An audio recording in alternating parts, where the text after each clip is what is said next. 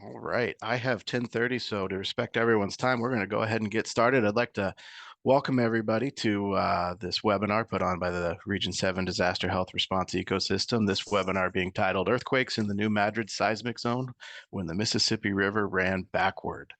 A couple of things to go through real quick. Here's just a quick description of the webinar, talking some of the things we're going to talk about today.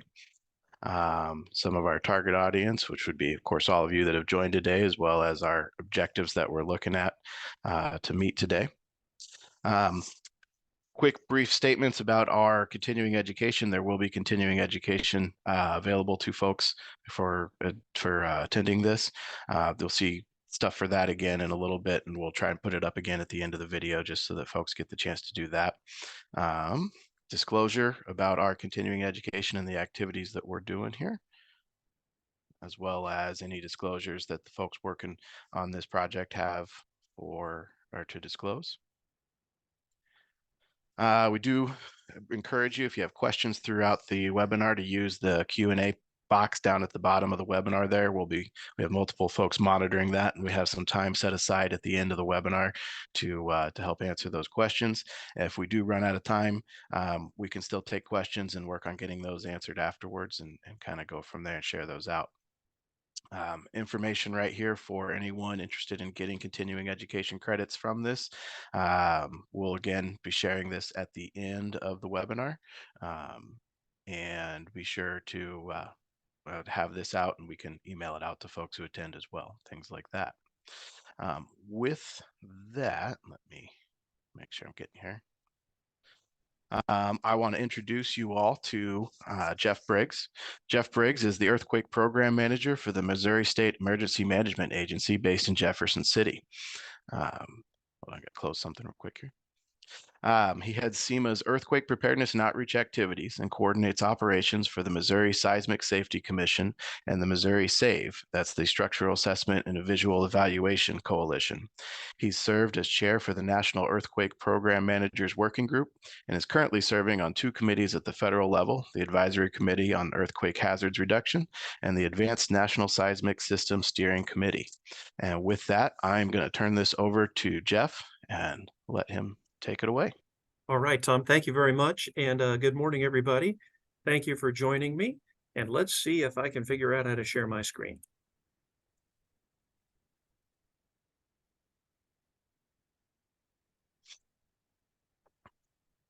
All right, I hope everybody can see and hear. Sound good? Yeah, Tom? All right. Oh, wait.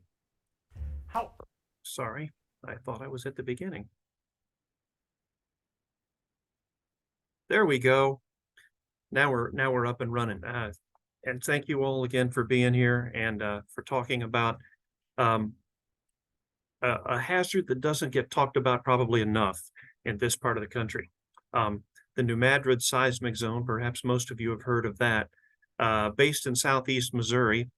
And the reason I say it doesn't get talked about enough is that when we think about natural disasters in the Midwest, earthquakes is not top of mind. Most of us have lived through or certainly heard about flooding, winter weather, tornadoes in this part of the country, all certainly important natural disasters to prepare for. But the earthquake risk, because we haven't had a really big one lately in this part of the country, it tends to be more back of mind for people. But the scientists tell us, and the history and the data tells us, that this is a very big risk and one that we should prepare for. So that's why I'm so glad that so many of you are here joining us today to talk about this big risk. The New Madrid Seismic Zone, which is based, as you see in the map, down in the boot heel or the extreme southeast corner of this region and of the state of Missouri. You may not know this, but it is actually the largest active seismic zone in the U.S. east of the Rocky Mountains. There are more than 200 measured earthquakes that happen in this area every year. Now, most of those are too small to be felt, but they do exist. And if you live in southeast Missouri, you certainly have experience with felt events as well. And this is important because the experts tell us that if you have a very active seismic zone and one with a history of large earthquakes, which we'll talk more about in a minute, that means that the risk is real and that one of these days, we're going to have big ones again. So we know that it's important to prepare, and we want to make sure everybody understands the less thought about, but potentially largest natural disaster in this region. I mentioned that well, if it's active and there's a history of big ones, that makes it important. Well, there is certainly a history of big ones in the New Madrid Seismic Zone. A little over 200 years ago, winter of 1811 and 1812, this area was shaken by some of the strongest earthquakes in U.S. history. In magnitude measurement, that's how you measure the energy of an earthquake. Anything over magnitude 6 is big. That means there's going to be damage in the area and shaking felt far away. Anything over magnitude 7 is a whopper. And that's what happened in southeast Missouri a little over 200 years ago. There were a series of earthquakes, and the experts say that there were at least 3 very big ones, estimated around magnitude 7.5, that happened a little over 200 years ago right in this area. And the damage from it was extraordinary. There was damage reported as far away as the East Coast in South Carolina, the brand new U.S. Capitol in Washington, D.C. Really, the shaking was felt over the entire eastern half of the U.S., which was extraordinary.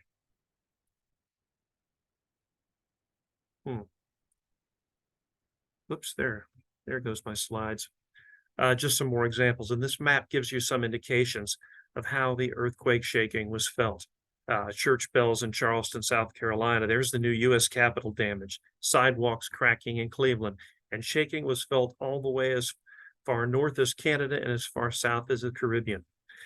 This is significant, and we'll talk a little more about this later, because shaking in this part of the country, the damage and the shaking impacts are felt hundreds of miles away in every direction. So I like this slide. This was taken from a letter in the Library of Congress when the president at the time, in 1812, was writing to his friend and the former president, Thomas Jefferson. And notice where it says here, the board says, there was shaking felt here this morning, 5 or 6 minutes after, and it was rather stronger than any preceding one and lasted several minutes. So this is in Washington, D.C., 800 or so miles away, feeling strong shaking lasting several minutes from earthquakes that originated in southeast Missouri. Pretty good indication, I think, of the amount of power and the impact that something like this is going to have. By the way, I should mention that, where I work at the State Emergency Management Agency, we spend a lot of our time training and exercising all kinds of different disaster responses. And because we know the history and the potential of an earthquake in southeast Missouri, anytime we want to really stress test our system and see if we can respond to the most difficult of challenges, well, then our exercise is a New Madrid Seismic Zone exercise, because the area of impact and the amount of impact is going to be unlike anything this region has ever seen when another big one happens. This map, I think, is also interesting because it gives an indication of how far away the shaking was felt. It happened in southeast Missouri, but as we mentioned, it covered the entire eastern half of the U.S. And interestingly, in this map, it doesn't show any color to the west. Well, that's because of the way data was collected over 200 years ago. There were no seismometers or any other scientific instruments to track shaking back then. These results were all based on what people wrote down. There were a lot of journal entries, newspaper articles, letter writing that told us how strong the shaking was and how far away people felt it. But undoubtedly, shaking was felt in every direction. But we can only document what people wrote down. West of the Mississippi, there weren't very many English-speaking people back in those days. So what did it look like? And this is important because the scientists say if we understand how it rolled out a couple hundred years ago, that's what's likely to happen again when big ones hit again. And it's remarkable how much geologists and seismologists can figure out by looking at the historical record, taking core samples and other geologic work on site. They can really become quite detailed on what happened in the historically. And this is what they learned. Back in December 1811, the first big one hit, this magnitude 7.5, one of the biggest ones this country's ever seen. And the thing about earthquakes is there's never just one earthquake. And as we see this when we see coverage all over the world, recent earthquakes in Morocco, in Afghanistan, in Turkey a year or so ago. Big earthquakes always happen in bunches. There are lots and lots of aftershocks, which makes them uniquely challenging to recover from. And this one was no exception. We had the big one happen that day, but there were probably hundreds of small earthquake aftershocks that happened that same day. And these are just the largest ones that happened. So aftershocks that kept on going. And then the second of the three major earthquakes happened a full 5 weeks later. Another one, almost as large, magnitude 7.3, happened in early 2012. And again, lots of aftershocks, lots and lots of aftershocks. There are always aftershocks. And then what was thought to be the largest of the three happened a full 7 weeks after the first one, February 7th of 1812, another one in the area of magnitude 7.5. And again, the aftershocks kept on coming. And these are just the big ones. There were probably several thousand aftershocks in the couple of months following that first big earthquake. So imagine, 200 years ago, I guess if those are silver lining, if you could say it that way, there weren't very many people living in this area. Native Americans and settlers and some fur traders mostly. There was no infrastructure to speak of. So the damage, although we can't document it specifically, was much less than it could have been if there had been big cities right there near the epicenter. Even St. Louis was not that big of a city back in the early 1800s. But imagine if this same impact were to happen now, where 7 or 8 million people live in the area most likely to be impacted by this event, including the large cities of Memphis, Tennessee, and St. Louis. So the damage when this happens again is certainly going to be much, much greater than the relatively small impacts we saw a couple hundred years ago. Here's the other challenging thing about earthquakes. They're unique among natural disasters in that we really don't know when they're going to happen. We've gotten really good about predicting other natural disasters. Flooding's easy. It rains a lot, the river levels go up. Even on a flash flood, you have some advance notice with all the rain that's coming down. And we've gotten good about giving people warnings about not only winter weather, but especially tornadoes. Now, if you're tuned into TV or you have a cell phone working, you're going to get a few minutes warning when a tornado's headed your way, and you have an opportunity to go seek shelter, get to an interior room, or go to a basement, or go to a community shelter. Warnings save lives, and we've gotten really good about making those available to people in natural disasters. But earthquakes are the exception. Nobody's figured out yet how to predict when an earthquake's going to happen. What's going to happen is, and we see this all over the world, people find out about an earthquake when you're going about your normal business, and it starts shaking. There's not going to be any time to tell people, hey, here's what you do. Here's how to prepare. Here's what to do when the shaking starts. You're not going to receive that warning. And so that makes it especially important in the case of this type of emergency to talk about how to prepare and talk now about what to do when the shaking starts, because you are not going to have that few minutes of warning. So the geologists know a lot about what's happened historically. They know a lot about the current activities that are going on with the 200 or so measurable events each year. So what does that mean in terms of when this is going to happen? Some people say, well, we haven't had a huge one in 200 years, probably not a big deal. Others say, well, it's been over 200 years, we're overdue for another big one. Well, the experts don't really subscribe to either one of those theories, but they can't predict an earthquake, but they can give us what they feel are the odds of another one happening based on the activity we see and the historical record. And they say the odds are a 25 to 40% chance of something magnitude 6 or larger in 50 years. Now, magnitude 6, big enough for local damage and certainly felt throughout the region. What's the chance of big ones like what happened 200 years ago? Lower chance, but still a chance, 7 to 10% chance of really enormous earthquake in 50 years. Now, this helps us not at all when it comes to predicting when the next earthquake is going to happen. Nobody can do that. But what it does tell us is that the risk is significant and that it makes sense to prepare, because they do say that one of these days, whether it's tomorrow or 100 years from now, there is going to be another series of large earthquakes. This map, I think, is particularly telling because it talks about the impacts of what a large New Madrid seismic zone earthquake might look like. Compare that with what we see on the West Coast. And it is true that there are more felt events on the West Coast, California, Oregon, Washington, and all the way up into Alaska in terms of seismic activity. They see a lot out there. But the impacts of them are very different. The comparison here is the last time there was a pretty good-sized earthquake in the New Madrid seismic zone was back in 1895, magnitude 6.8, centered in the little town of Charleston, right down there on the Mississippi, down in the Boot Hill area. Compare that with a similarly sized magnitude in 1994. That's the Northridge earthquake, which is an area in the Los Angeles area, magnitude 6.7. The red is the damage area, the yellow is the felt shaking area.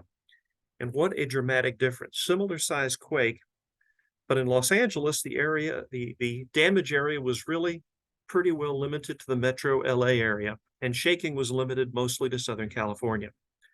But look at the difference when it happens here.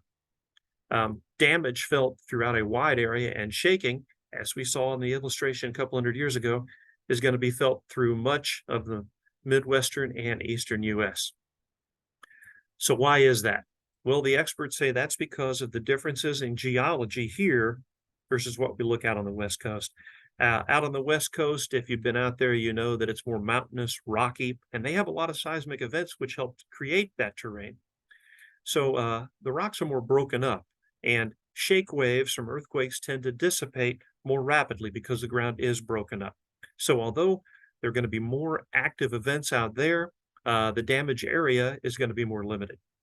Versus this part of the country, the ground is flatter, and the underground, the rocks are cooler and harder, and they unfortunately carry earthquake waves much more effectively. So a shake here is going to be transmitted in our different geology here to cover a much wider area. The other interesting thing about this map is it shows the areas where the red kind of trails off. You can see it kind of goes up, covers much of eastern Missouri, and trails off into Illinois, Indiana, and Ohio, and Kentucky. Well, the common feature there is rivers. That kind of loose, wet, sandy soil is a very effective conductor of earthquake waves. So if you live near a river, you're more likely to feel damage and shaking because that is a very effective carrier of those waves. And that's a real risk for us here because, wouldn't you know it, the New Madrid Seismic Zone, which is nothing more than a series of big cracks in the earth, miles underground, is centered in southeast Missouri, right underneath the Mississippi River. So not only we expect shaking very much regionally, but we expect the strongest shaking and the damage to be carried for long distances along those rivers, along the Mississippi to the north and south, even to a smaller extent along the Missouri River through central Missouri, and the Ohio River we see carrying damaging waves into those mid-continent states as well. When shaking happens in a riverbed area, that loose, sandy, wet soil, and if you've been in southeast Missouri, you know that a lot of that soil is that clay, loose, wet soil with the water table up near the surface. It creates temporarily an effect called liquefaction, which in effect means the ground kind of turns to mush. It can't sustain weight when you shake that loose, sandy soil with the moisture table up near the surface. And that liquefaction is real danger as well. We expect to see that in these river areas and these low-lying areas as well. And we expect, and that's temporary, it will firm up after the shaking stops for a while. But with all the aftershocks, we're going to see that liquefaction recur and recur. And that makes recovery very, very difficult. I'm going to play a clip for you, which I think really does a good job of illustrating what liquefaction looks like. This is a geologist in Christchurch, New Zealand, and they've got a ground situation very much like us with the high liquefaction potential. He has taken some soil from the Christchurch area, and let me just play it for you. You'll see what simulated liquefaction looks like. So this is the liquefaction out the back. Dug it out, so you can see across the rose bed all this sand has just come up out of the ground, and I've got a wheelbarrow full of it at the moment. It looks quite solid. So you'll see this re-liquefy as we go back out to the driveway, particularly as we drive across the cobbles on the driveway.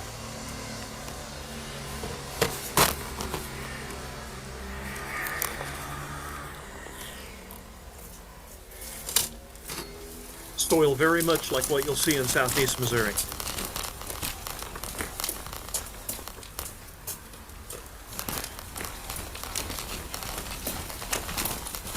Just starting to get a bit of liquefaction in now. It's here. Now the bubbles are shaking now. They're all liquefied. This is exactly what happens to the city. Buildings on top, just to liquid. Then we'll stop moving. Solidifies or stabilizes fractionally. So this is why buildings are busy falling over with this liquefaction happening from solid to level liquid. So that's what's going on underground. In southeast Missouri and in other low-lying river-adjacent areas when you get a big earthquake. Some examples from around the world. The two vehicle shots are from Christchurch. The pavement gave way and there was just soup underneath where there used to be solid ground, and it couldn't sustain the weight. That shot up above is from an earlier earthquake in Japan, another area with liquefaction potential. That building might very well be structurally sound, hard to tell. Doesn't look like it's too damaged, but with ground giving way like that, and when you know aftershocks are coming for months at a time, going to be awfully hard to be confident around rebuilding in that area. What's liquefaction possibility here in southeast Missouri and throughout this region? Well, the map shows liquefaction potential if we were to get another large earthquake like what we saw 200 years ago. The red is the very highest risk. Orange is still a high risk. And as you can see, big risk in this area. The entire Boot Hill region of southeast Missouri, if you've been down there, you know it's flat, low-lying, and certainly Tennessee and Arkansas has plenty to worry about as well. But you see that red snaking up along the riverbeds, which is what we talked about, how that earthquake shaking really travels along those wet, loose soil areas, even creeping down into the Missouri River to an extent. So, big liquefaction potential here. Here's a close-up of the St. Louis area. There's a lot on the Illinois side too, but this map just happens to show the Missouri side only. And no surprise, downtown near the river, near the confluence of the two rivers, Mississippi and Missouri, up there in the north part of the St. Louis area. Major liquefaction potential, and extending along the rivers and along the Missouri heading west. Let me stop this real quick. Should explain this to you. Video you're about to see, I mentioned that Japan is one of the areas that has liquefaction risk. Well, they had a big earthquake. It was on their what's called the Tohoku Fault. You may remember the Fukushima nuclear power plant that got washed out and was a major hazard. Well, it was caused by a tsunami in 2011, set off by this earthquake. Shortly after this earthquake in 2011, some people hit the streets with their camcorders, and they captured liquefaction actually happening.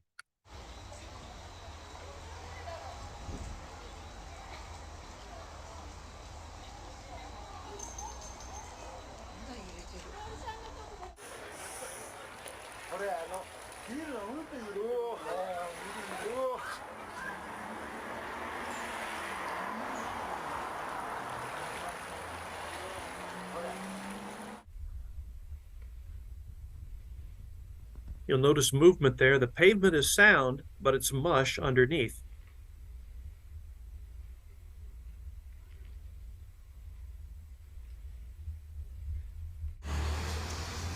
And things that have air in them, when it turns to mush underneath, will float to the surface.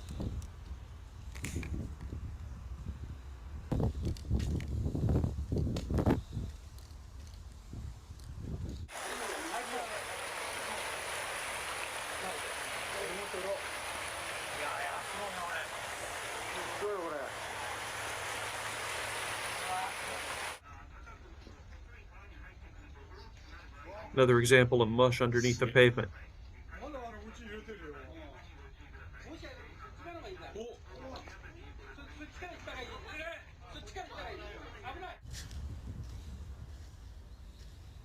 Well, you get the idea. This is an overview shot of Christchurch right after a big earthquake they had around the same time.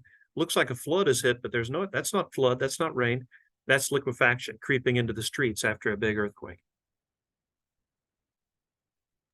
So liquefaction is going to be a real preparedness challenge for all of us that are going to be involved in helping to respond and recover after an earthquake. And that's in addition to, of course, the type of damage we'll expect to see after an earthquake. Now, in this part of the world where there is more modern construction technique, we are not as likely to see lots and lots of complete building collapses. I won't say it won't happen at all, especially if you're right on top of it, the epicenter. But what we're likely to see are many thousands of buildings that look like these. Partial collapse, things falling apart, a wall falling, bricks coming down outside. By the way, one reason you don't want to run around and run outside, things like bricks falling on you become a real risk. But this is the type of damage we expect to see not only in southeast Missouri, but throughout the multi-state region that's impacted by this new Madrid zone. We saw the red area in that earlier map. Anywhere in that red area, we expect to see damage like this. And the type of building that is most at risk from major damage in an earthquake are these old brick buildings, like what you're seeing here, the term being unreinforced masonry buildings. They are strong, heavy buildings. And they were built, they're typically older buildings built pre-1990. In the last few decades, we've gotten good about putting more reinforcement into buildings, which helps them withstand shaking. But older brick buildings are the most likely to be heavily damaged in an earthquake. And of course, those heavy components might fall down and hurt or kill people as well. That's the real risk. And, in southeast Missouri, there are thousands of these old brick buildings. And if you've been to downtown St. Louis, you know that downtown St. Louis, the older part of St. Louis, is absolutely loaded with unreinforced masonry buildings like these. So major risk of structural damage, very typical to this.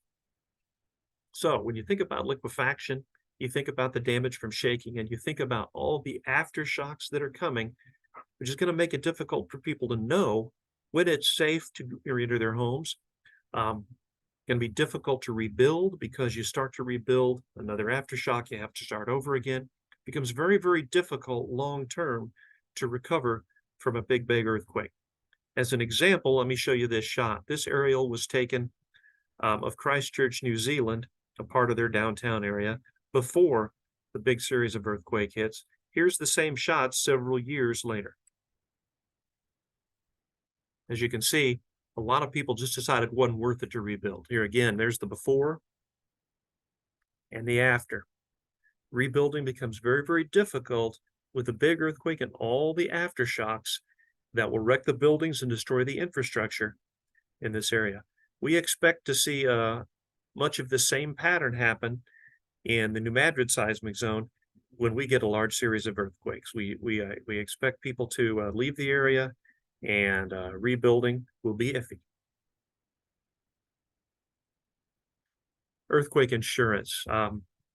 This is another big problem that we're trying to deal with some innovative solutions. We're talking with insurance carriers, and we're working with FEMA and the state departments of insurance to address this. But right now, it's a big issue with no easy solutions. Earthquake insurance is kind of like flood insurance. Your standard homeowner's policy does not come with earthquake insurance. You have to buy it extra, get an endorsement. Problem is, over the last 20 years, as insurance companies have become more aware of and have better understood the earthquake risk that we've been talking about, They have raised the rates dramatically, 600–700% premium increases in Southeast Missouri. And that's for a deductible that might amount to 20% of the cost of your home. So a big out-of-pocket charge, very expensive premiums. So we found that over the last 20 years or so, people have simply not been renewing their earthquake insurance or not getting it at all. So one, they may not know that they're not covered, and two, if they do know, it's simply too expensive for them. And we've got, by the way, we've got an updated number. It shows 12.7%. The latest numbers show that that's down to about 11% of homeowners in Southeast Missouri. That's a small number. That's the number that has earthquake insurance on their homes. So when this big one does hit, a lot of people are simply not going to be able to afford to rebuild. And that's another reason we expect people to leave the area. So based on what we know about the history and the shaking, here's the expert's best estimate of what it might look like if we were to get another big one like what we got a couple hundred years ago. This is an illustration of shaking intensity, which is different than magnitude. Magnitude is just measuring the energy that the quake releases. But intensity, shaking intensity, encompasses not only the magnitude, but also the depth of the earthquake. The shallower it is, the more damage it'll cause, and how far away you are. The farther away, of course, the less shaking. So when you combine those three factors, magnitude, depth, and distance, you get our best estimate of what the shaking might be like where you live. So as you look at the legend over there, even a 6, which is the dark green, is strong, which means it's going to be shaking felt. So that's the entire state of Missouri. I wish I had a map for the whole region. I know a lot of you are from Kansas, Nebraska, and Iowa. I do not have that. I only have the region. It's fair to say that you might feel it, but there's not going to be any damage from a New Madrid seismic zone where you are. But this map is important for everybody in the region because, well, people travel. It's good to know for the risk. But also, after a natural disaster with this kind of impact, we're going to need help from a whole lot of people. And we're not likely to be able to cross the Mississippi River anywhere near here because if the bridges actually don't collapse, if the bridges survive, then the approaches to them and the roads getting to them may very well be impassable. So we are really going to be relying on help from the west. And that means some of you guys. It's going to be an all hands on deck situation, getting people in to help with all the healthcare needs and the emergency response and the human services are going to be needed. And it's going to be difficult getting people out, evacuating people out if the road only through passable roads, and finding them shelter to the west as well. So although it might most heavily impact the people in Southeast Missouri, it's going to be all hands on deck for anybody who can help people respond and recover. So anywhere in Missouri, you're going to feel it. It's not just a Southeast Missouri thing, as we just talked about. We're going to need help from everybody, but throughout Missouri, people will feel shaking from a big earthquake. I'm going to play a clip for you that gives an example what level 6 shaking looks like from quakes around the world.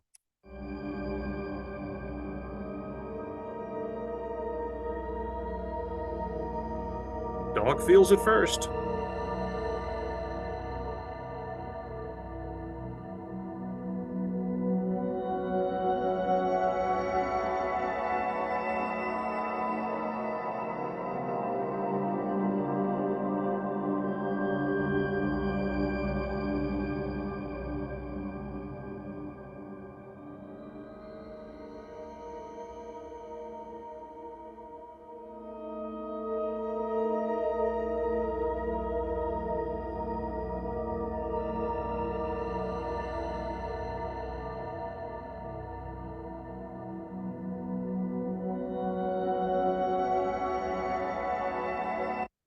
So if you're in St. Joseph, Kansas City, Joplin, Springfield, Columbia, Jefferson City, that's what it might feel like. You're going to know something happened for sure. But as we get closer to the impact area, now I'm looking at level 7, the lighter green, very strong. This is where we start seeing some substantial damage from these big quakes.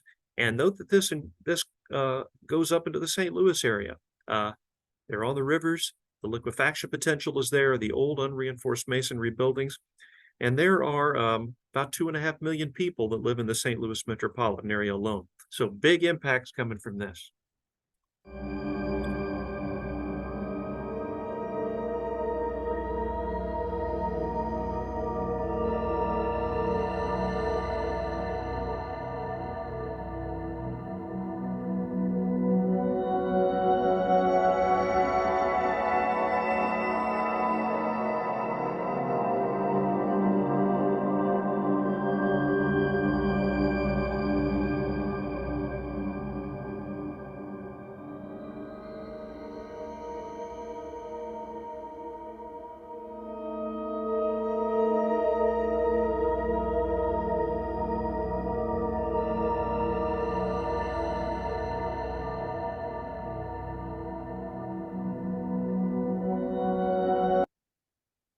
Now, once you get down into the real boot heel area, that's where the damage starts to get very substantial. There's only a small bit of yellow in Missouri. There's a lot of it. Southern Illinois, Western Kentucky and Tennessee, Northern Mississippi, Northeast Arkansas will absolutely be hammered by this. And Northeast Arkansas is going to be hoping for help from the West as well. There's some examples of what very or severe shaking looks like.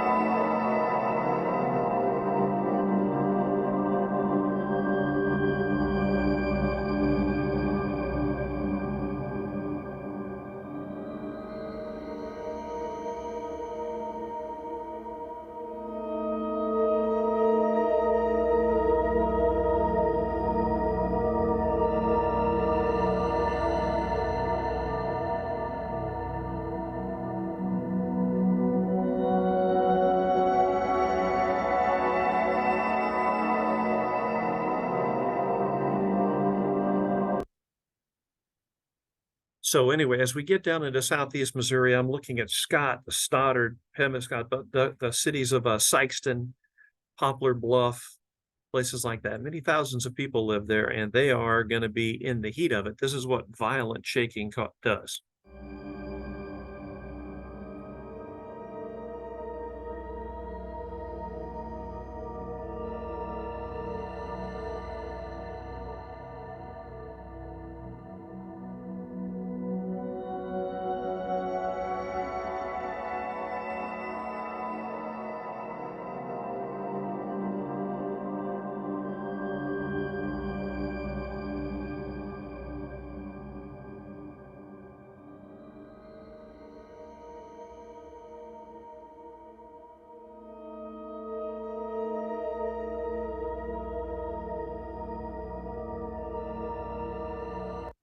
And finally, if you're right on top of the fault, these are areas that, well, the little town of New Madrid, for example, or Kennett down in southeast Missouri. This is what extreme shaking looks like if you're right on top of the fault. Some of these examples are taken from the San Francisco earthquake in 1906, once you see the black and white stuff.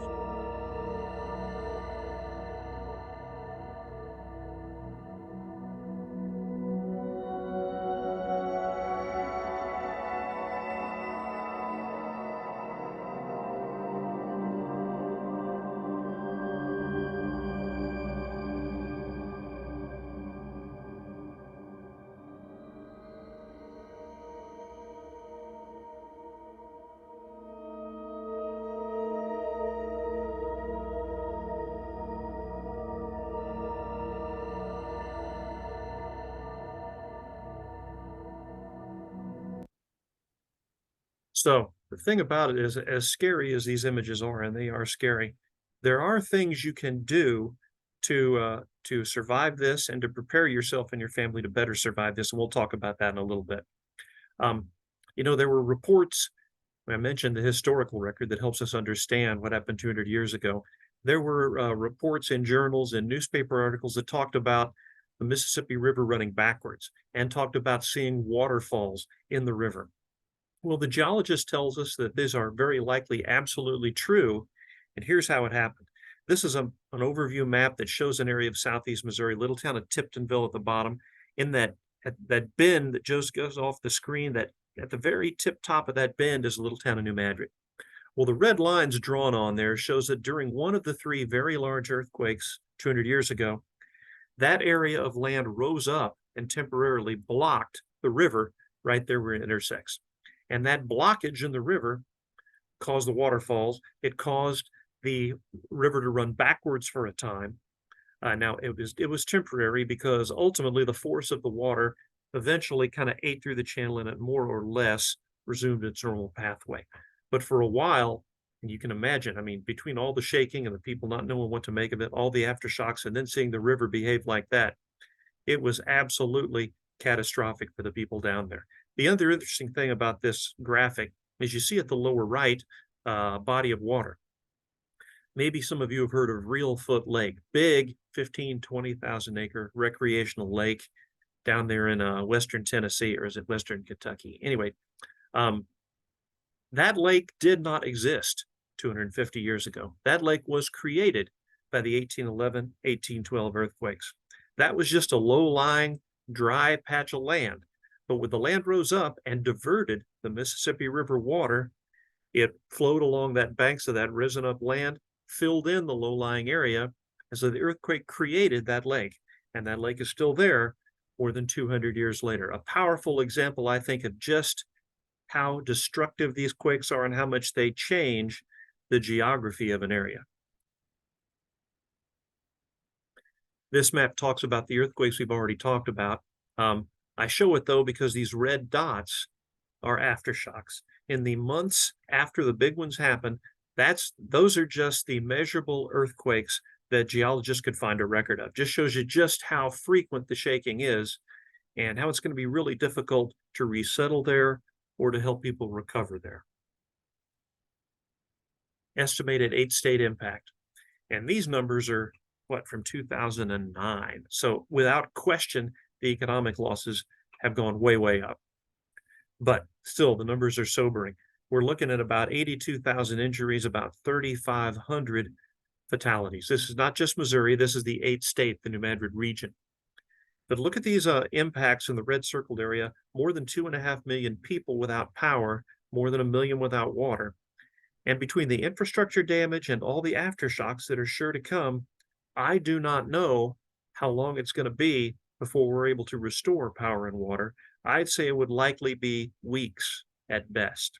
So, encouraging people to be prepared, self-sustain, very, very important. And the economic losses, these are 2009 numbers, almost $300 billion. As a comparison, here are some of the other most costly disasters in U.S. history. And the biggest numbers here are Hurricane Katrina. These are not U.S. history. Well, yeah, anyway, most of them are. 108 billion, 1,800 deaths. Big numbers for sure. But the projections here are that a Madrid seismic zone quake would cause twice the fatalities and almost 3 times the economic loss. Numbers just in Missouri. The go-to numbers here, I think, are the first one. 1,100 hospital beds in southeast Missouri, projected that only 80 of them will be available. Either because the hospitals themselves are damaged and unable to operate, or because the roads getting to them are unavailable so people cannot access them. So we know there are going to be huge amounts of people in need of medical care, and the hospitals are going to be largely unable to treat them because they're just not going to be in operation for one way or another. Other notes, numbers of note, more than 1,000 bridges damaged, including 500 of them impassable. Transportation, evacuation will be very, very difficult. And as you see, 700 fatalities just in Missouri. So we talked about preparation, and you all being healthcare folks know this better than most. But because we're not going to have advance notice of this earthquake risk, preparation is extra important to get ready for this risk. A lot of this is standard stuff for any disaster. The one thing I like to especially point out to people is securing tall furniture and a water heater. Because in an earthquake, this is great advice for a tornado as well. Things are going to fall over. If you've got tall furniture like a big old wobbly bookcase next to your bed, move it or secure it to the wall. Easy fix to keep you safe if you're sleeping. If you've got a big old water heater, as every house does, make sure it's secured to the wall. If that water heater goes down in an earthquake, not only do you have that mess to deal with, but you have lost your best source of fresh water for you and your family. As we mentioned, more than 1 million people are going to be without water. That 40 gallons of water in that tank is going to be valuable. Preserve that if you can. How earthquake proof is your house? Have you ever walked around and thought what would happen in here during an earthquake? If you haven't, that's the first step toward earthquake mitigation or preparation. In the kitchen, for instance, would your dishes be safe in the cabinet? And you may want to rethink those antiques that are on top of the cabinet. Something with a flat bottom like this birdhouse is much easier to secure. Where you place things in the home is important. Take this hanging plant, for example. During a major quake, it could swing and break the glass. Hanging it just out of reach of the window is a smart idea. This china cabinet could topple over, blocking an escape route. It would go much better over there. This bookcase would crush anyone sitting on the couch. Tall, heavy furniture should be placed where it's least likely to hit anyone in case it falls. Whoa! Watch the glass. This tall, heavy stuff up high can kill. It's a good idea to put this lower down. Along with placement of items, how secure are they? That bookcase needs to be strapped to the wall. And the picture, will it stay there when the shaking starts? Will your lamp stay upright? Love that museum putty.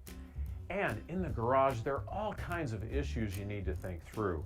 It all starts by walking around, taking a tour, and asking, are you ready? Simple stuff like that is important. And that's stuff you can do before the shaking starts. Simple stuff, doesn't cost much, and it'll really keep you safe. But when the shaking starts, you're not going to have advance warning, so it's good to know in advance what to do when the shaking starts. And that's a 3-step message: drop, cover, and hold on. The instinct is, and you might have seen those in some of these earlier videos, the instinct people have is when it starts shaking, things are wobbling around you, run, get away. But that's not the safest thing to do, because when you run, you're likely to be knocked down by the shaking, and also you're exposed to falling debris, which is what's going to hurt and kill most people. So the best thing the experts say to do is drop to the ground where you are, and if you can, take cover. If there's a desk or a table nearby, that is ideal.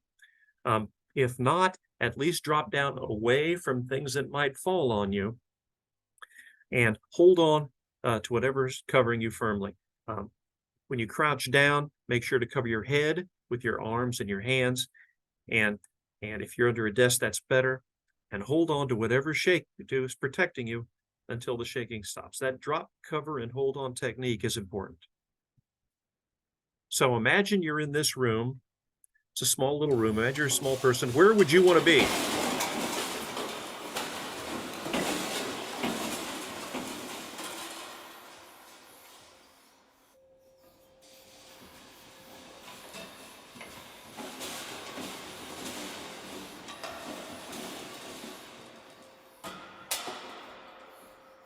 So thankfully, the shelves and the books and the book or the pantry were strapped to the wall so that at least it didn't fall. But there's plenty of debris in there.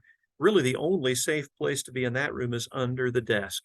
The strategy would have been to drop down, crawl under that desk, cover your head up, and hold on to that desk, which will protect you from falling debris.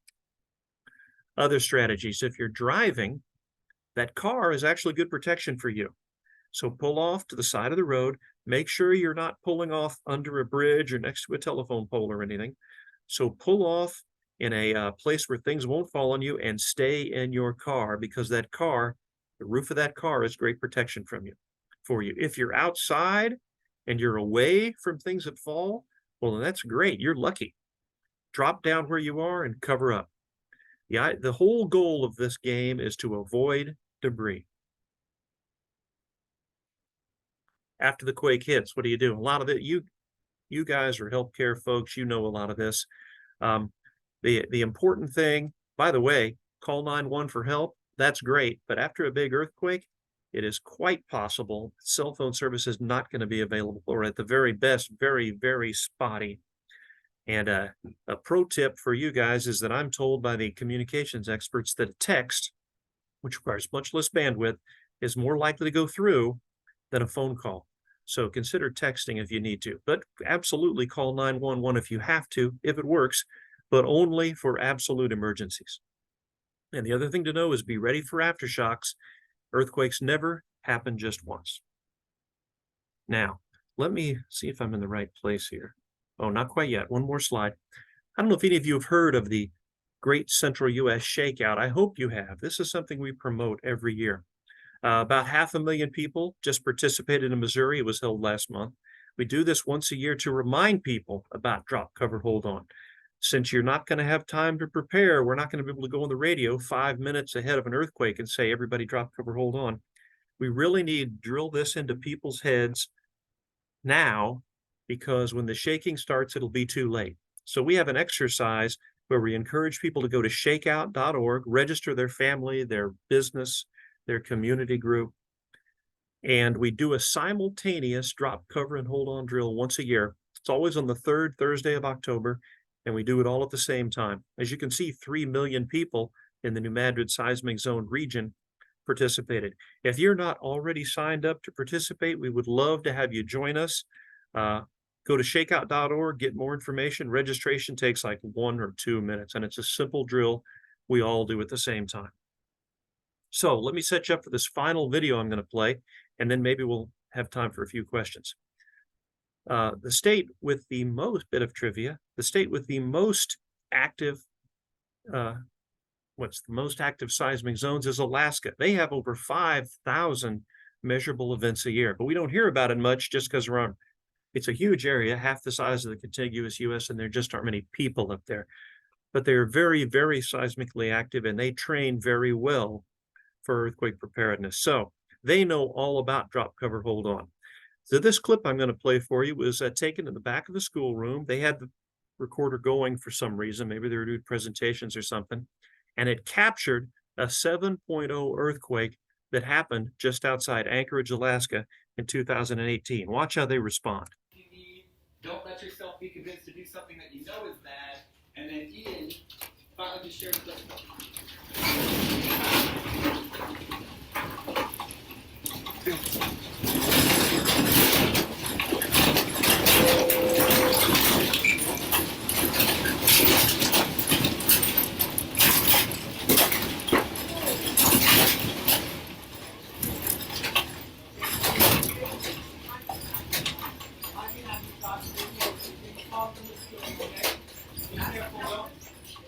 Cover your mouth with your shirt.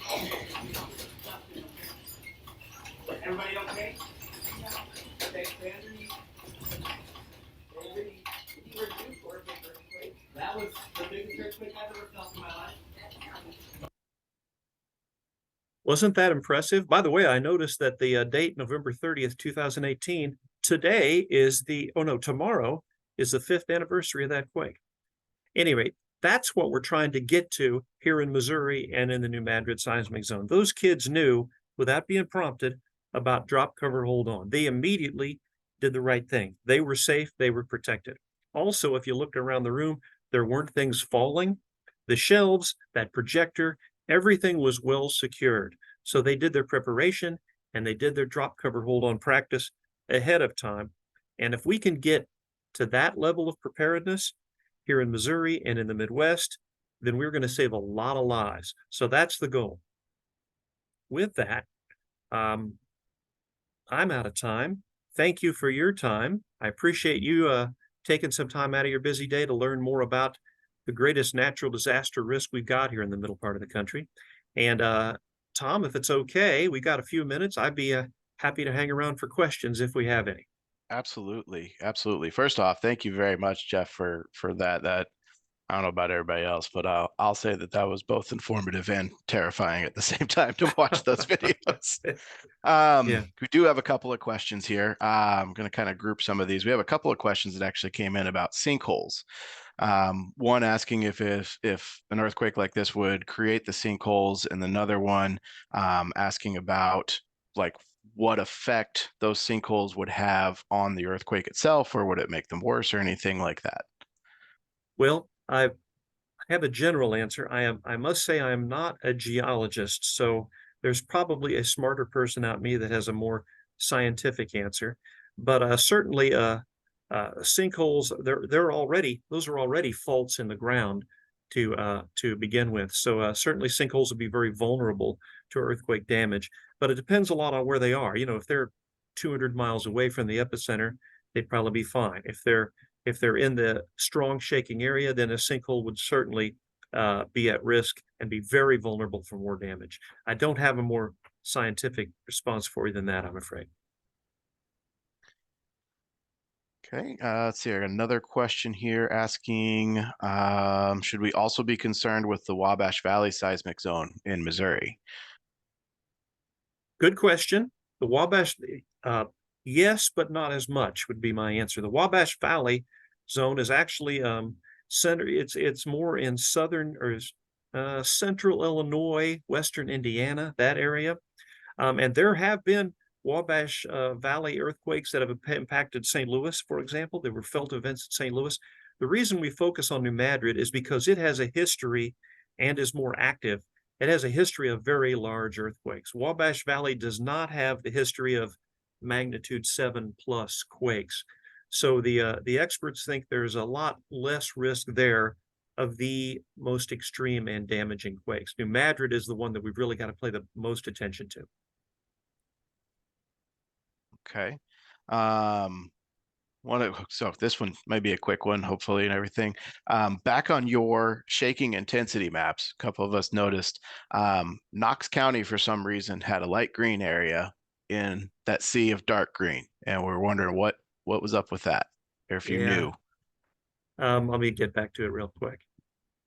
Yep. That is a mystery to me. This gets pointed out to me regularly in these presentations. I don't know.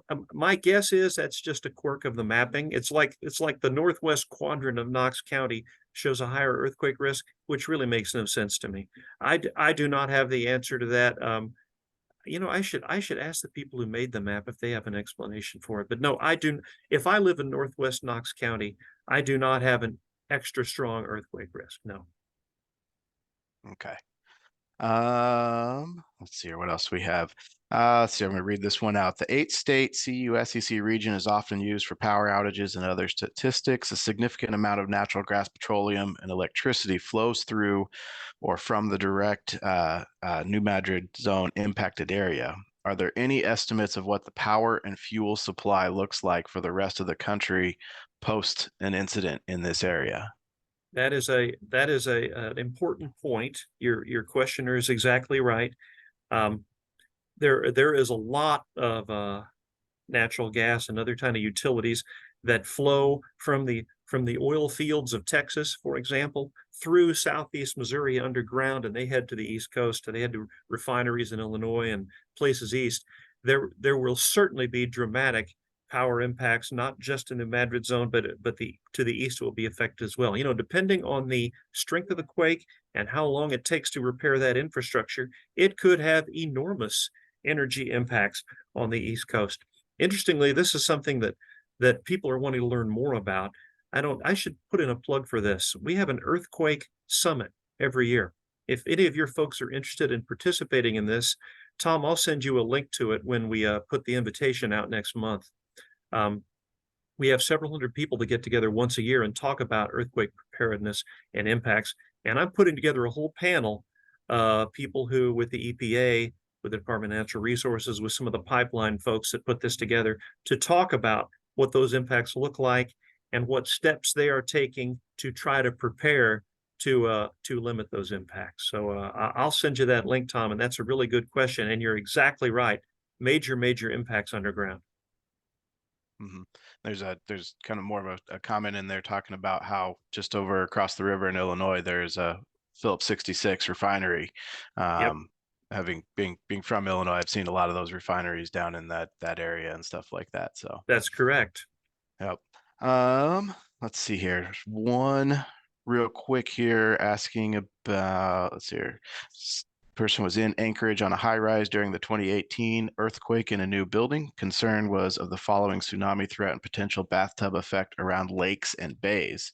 Are there any potential for the liquefaction around lakes and riverbanks kind of thing? Or I'm guessing also wondering about bathtub effects that we'd have for that in this area as well.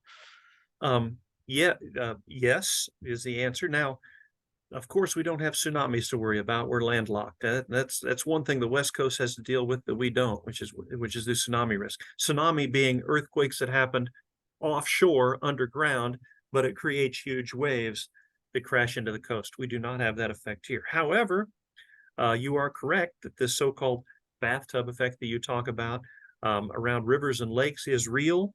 And it's kind of it's an outgrowth of the liquefaction discussion we had earlier. Anywhere you are at where there's wet, sandy, loose soil, which could mean not only riverbeds, but also some any low-lying areas where there's water.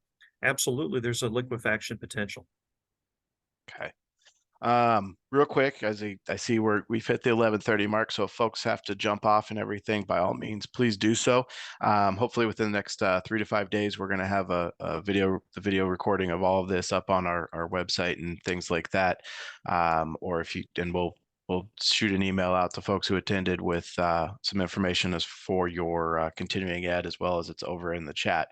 So if you have to jump off, no worries. I've got one other question on here, a couple other questions. If Jeff wants to stick around and answer them, that's Happy to stick around. perfect. So here, one of them, it asks, is there a way to predict where the ground would break and know how to avoid certain areas if driving or being outdoors during an earthquake? Yeah, unfortunately, the answer to that is no. I mean, there's so many factors that go into we not only we not know what's going to happen, we don't know where the location is going to be, we don't know how deep it's going to be, we don't know how big it's going to be. So we can project areas that are at risk, which is what this map is. But in terms of specifically saying here's where the ground is going to break or here's an area to avoid, there's just no way to do that because there's so many uncertainties and we cannot predict what's going to happen. Okay. And then I think, let me see here. One's asking question here real quick, just really more looking at the causes of earthquakes and asking about kind of our impact on the frequency or likelihood. I know, I believe I've seen that stuff out there asking or that relating things like fracking to earthquake and activity and stuff. And I guess I don't know, speak a little bit to that. It's what they're looking for. Sure. Fracking, which is hydraulic fracturing. They use it to find oil down in Texas and Oklahoma and places like that. That has absolutely led to an increase in earthquake activity, but not in Missouri. There are certain, it's not, and that's not the only place hydraulic fracturing is going on. They do that in North Dakota, for example, too. But in some geological circumstances, that process where they inject water deep underground to kind of break up these oil shales deep underground.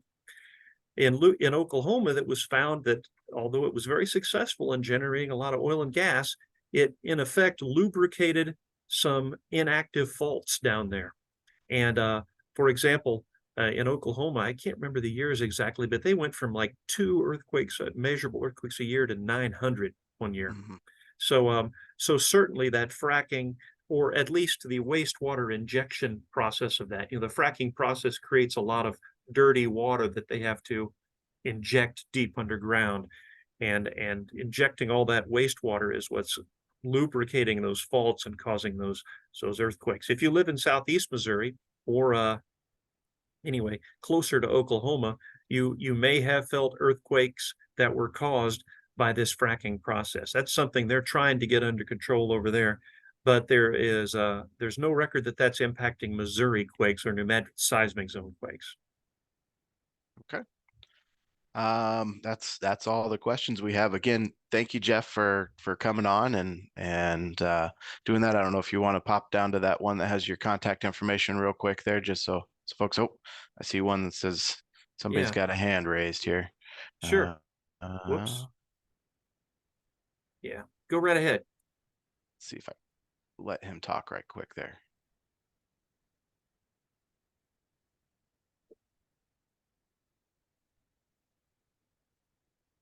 Or you can type it in, Brian. Brian, are you still there, or was that just hitting something?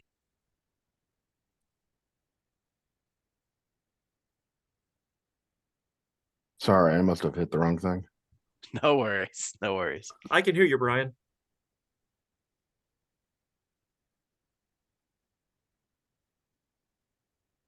Are you there, Brian?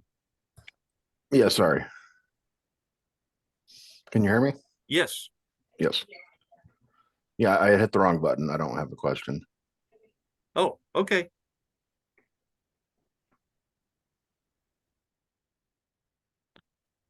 All right. And with that, let everybody get back to their day. Thank you all for attending. Thank you very much, Jeff, for all this information. Definitely a lot of things for us to think about. Thank you for having me. Thank you, everybody. All right. Thank you much.